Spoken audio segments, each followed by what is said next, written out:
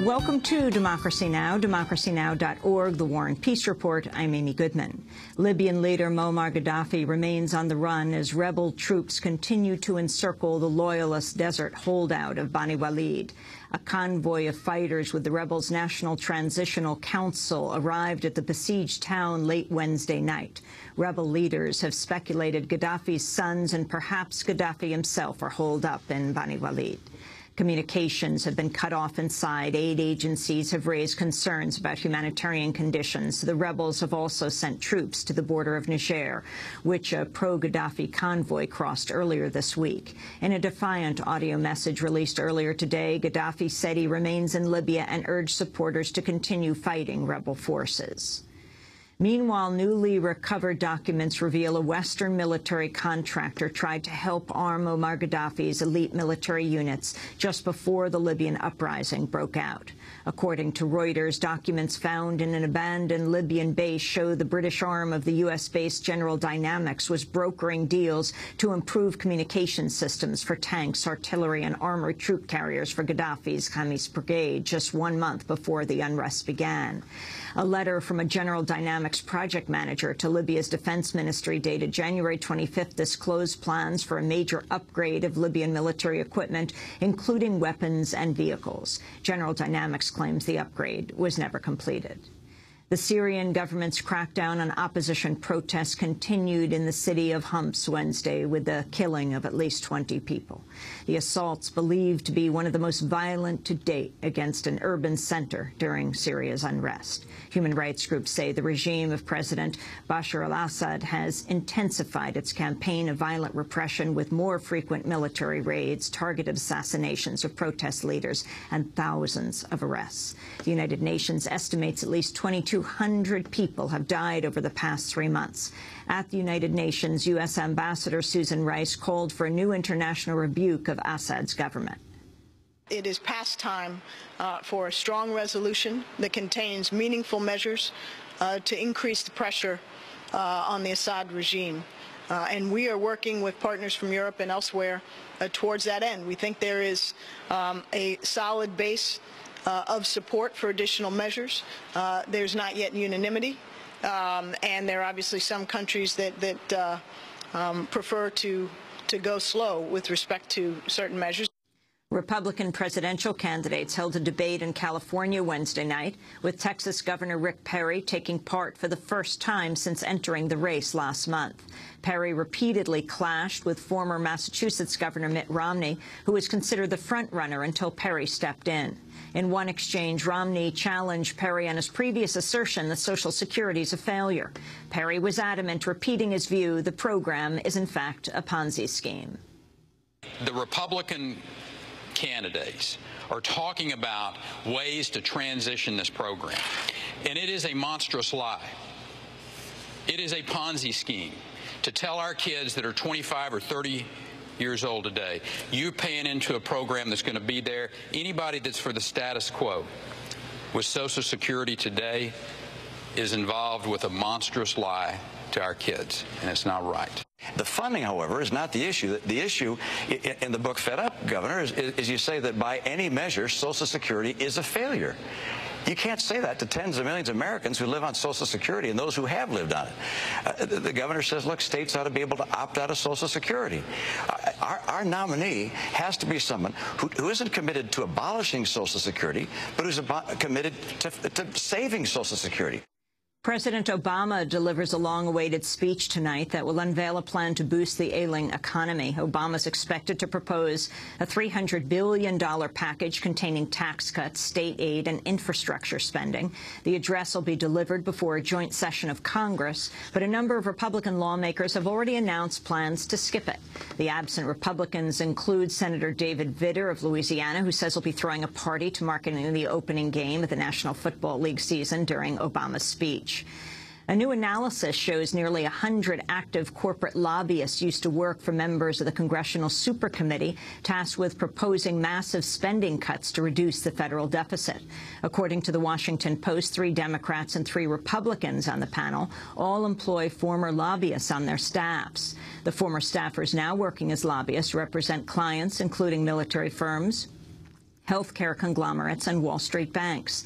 The corporate giant GE, which has taken in nearly $32 billion in federal contracts over the past decade, has at least 8 lobbyists who used to work for supercommittee members. Overall, 2/3 of the lobbyists with ties to the committee are Democrats. About 24 are former aides to Senator Max Baucus, one of 3 Democratic senators on the supercommittee and the chair of the Senate Finance Committee. The ACLU has released a report tracking the erosion of U.S. civil liberties in the decades since the 9/11 attacks.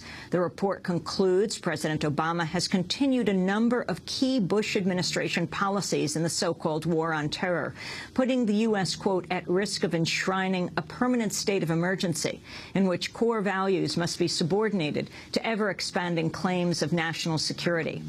In his first-ever televised interview, the former top lawyer at the CIA, John Rizzo, said the Obama administration's changed, quote, virtually nothing with respect to existing CIA programs and operations. These people were signaling to us, I think partly to try to assure us that they weren't going to come in and dismantle the place, that they were going to be just as tough, if not tougher, than the Bush people. Authorities were continued that were originally granted by President Bush beginning shortly after 9/11. Those were all picked up, reviewed, and endorsed by the Obama administration. The Obama administration is ramping up efforts to subvert a Palestinian effort to seek statehood recognition at the United Nations later this month. The White House has claimed to support an independent Palestinian state as part of a 2-state solution, but has harshly opposed the Palestinian Authority's campaign to achieve just that. On Wednesday, Obama aides David Hale and Dennis Ross met with Palestinian President Mahmoud Abbas in a last-ditch attempt to block the statehood move. At a nearby square in Ramallah, a Palestinian protester denounced the U.S. pressure.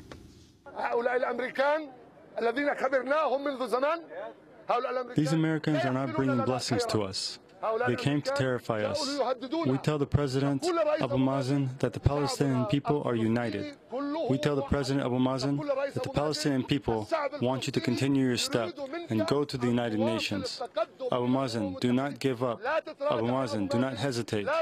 The Palestinian people are with you. As the U.S. attempts to quash the statehood bid, Palestinian leaders are using President Obama's own words in a public effort to drum up support for their campaign. A radio ad sponsored by the Palestinian Authority quotes President Obama's support for Palestinian statehood in a speech before the UN General Assembly last year. When we come back here next year, we can have an agreement that will lead to a new member of the United Nations, an independent, sovereign state of Palestine living in peace with Israel.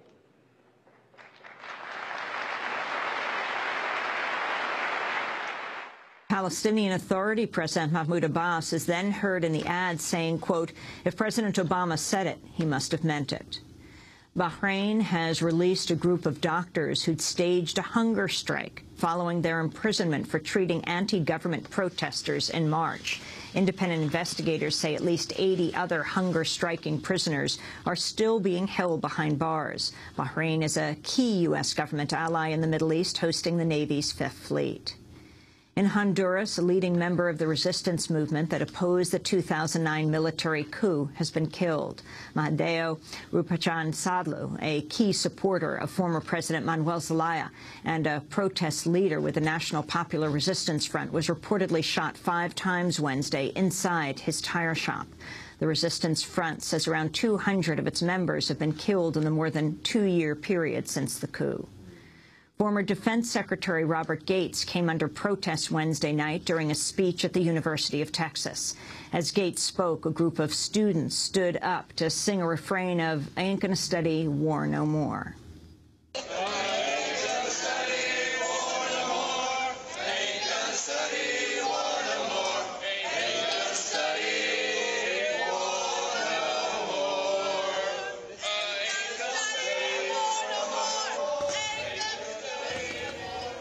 And a West Virginia man ended a tri-state killing spree Wednesday, having left at least 5 people dead and 2 more critically wounded before taking his own life. The shooter, 22-year-old Shane Riggleman, carried out attacks in West Virginia and Pennsylvania before crossing into Kentucky and turning the gun on himself. The shootings come one day after a gunman in Nevada killed 4 people at a restaurant before taking his own life. And those are some of the headlines. This is Democracy Now!, democracynow.org, The War and Peace Report. I'm Amy Goodman. And I'm Juan Gonzalez. Welcome to all of our listeners and viewers around the country and